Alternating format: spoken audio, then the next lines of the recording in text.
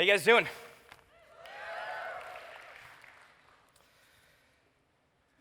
That wasn't really that great. Let's try it again. How you guys doing? This is a real honor for me. Our company is just right across the street, Shopify. Any of you guys heard of Shopify in the room? Yeah? Cool.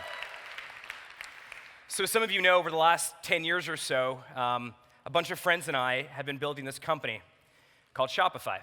And the whole idea behind this company is, what if we democratize entrepreneurship and retail by giving small businesses the same tools that traditionally only the largest companies were able to afford?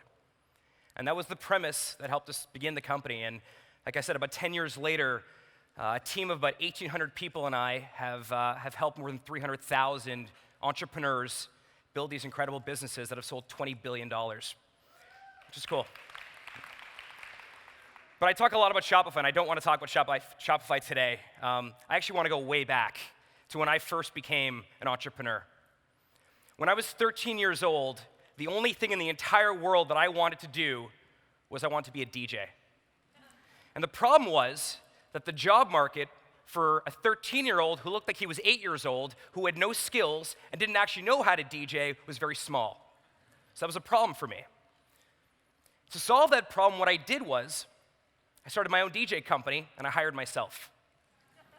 And I went around school, I was in the 7th grade at that point, and I asked my classmates what music they listened to. Did any of them have an older brother or sister who knew anything about DJing? And slowly but surely, I figured it out. Between the ages of 13 and 17 years old, I DJed more than 500 events. When I was 17 years old, I started my undergraduate degree at McGill University in Montreal. Is that McGill, or is that Montreal, or is that Canada? I don't know what you're clapping for. McGill? Great. So, my first week of school, moved into my dorm, set up my book bag, I was ready to go. Within 5 days of starting school, my mom called and said our family had suffered some very severe financial hardship, and my father was no longer able to work. And so what I tried to do was stay in school and work a couple part-time jobs. But unfortunately, I wasn't able to support my mom and dad and 2 younger sisters concurrently while taking my undergraduate degree in economics. And I looked around that first week of school, and I noticed that everybody in school was wearing a McGill t-shirt. They were given to them in that orientation session. And all the t-shirts kind of looked like crap. They were too long, they weren't printed well, the t-shirts themselves didn't fit very well, and I thought, maybe my solution to this problem that I have, which is that I want to stay in school, but I also want to help support my family, maybe the solution is to start another company. And a week later, started a little business making t-shirts for universities across Canada. And our entire premise, our entire competitive advantage was that we had an empathy and an understanding of what students wanted to wear, unlike those big companies that traditionally had sold those t-shirts. Spent the next 4 years making t-shirts for about 50 universities across the world. When I was 21 years old, I moved here to Ottawa, Canada to begin my law degree. And I still had to support my family. The problem then was I didn't have any time. Unlike undergrad, which allowed me to skip class every now and then when I had to go meet a client, if you skip class in law school, you fail. And so I needed to find a business that ran virtually while I was in class. And I started an online t-shirt business. That was my 3rd company before Shopify. And in preparation for this talk today, I began to reflect upon these 3 early businesses of mine: DJing, that initial t-shirt company, and then the online store. And the common denominator amongst all those companies was that I started it as a student. There was something interesting there for me. Maybe starting a company as a student while in school was actually the ticket. Maybe that was the secret sauce of building companies. I started to remember how I used my classmates as beta testers, and how I used my professors and my teachers as the board of directors, and how I used my campus as my office. And I actually think, in hindsight, that starting a company as a student is the best time to do it, but not because of the curriculum. Actually, despite the curriculum. I think that if you want to be an entrepreneur and you're relying on school to teach you how to do that, you're going to be very disappointed. But I think if you actually look at all the resources that you have in school, teachers, classmates, a space to work out of, you can leverage that. I've also been thinking about this concept of entrepreneurship in general lately, and how when I first started that company, back when I was 13, 1996 around, I needed money. Capital used to be the most important ingredient to start a business. And if you go back 5,000 years, you'll see the exact same thing.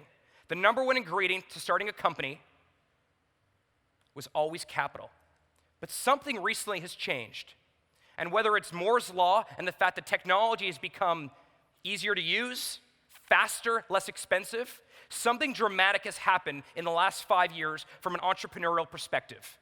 No longer is resources the most important ingredient. Actually, now it's resourcefulness.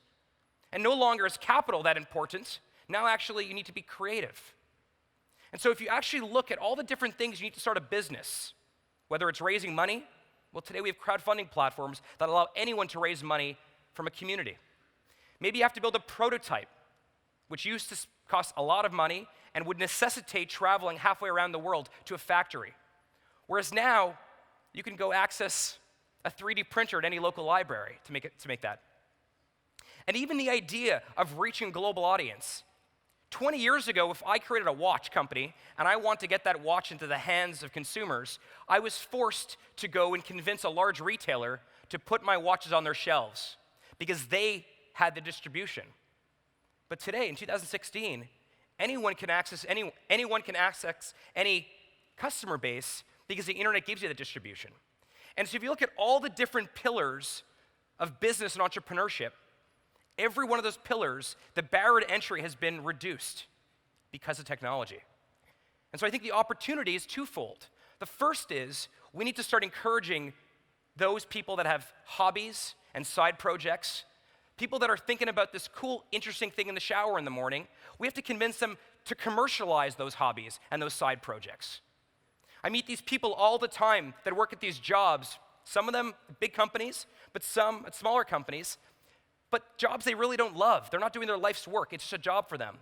And then when they go home at night and on the weekends, they go into their garage or they go into their study or they go to the local coffee shop and they fiddle and they tinker on these side projects. But for some reason, we as humans, we don't actually want to admit to ourselves that our life's work is right in front of us because we feel like we're supposed to have that safe job. We're supposed to have that 9-to-5 salary job. And I actually think, maybe in the first time in the history of the world, that entrepreneurship is no longer a dirty word, that actually it's something that will allow people to realize their true calling in life, their true life's work. And I think technology is powering it. I think the world is ready to encourage more entrepreneurship, but I don't think we can rely on the education system, the current one at least, to foster that. I think what we have to do is we have to take the bits and pieces from school, the things that we know can help us build these companies, and we need to leverage those ideas. And so I'm very proud to be an entrepreneur at my core. I'm very proud to help other entrepreneurs succeed.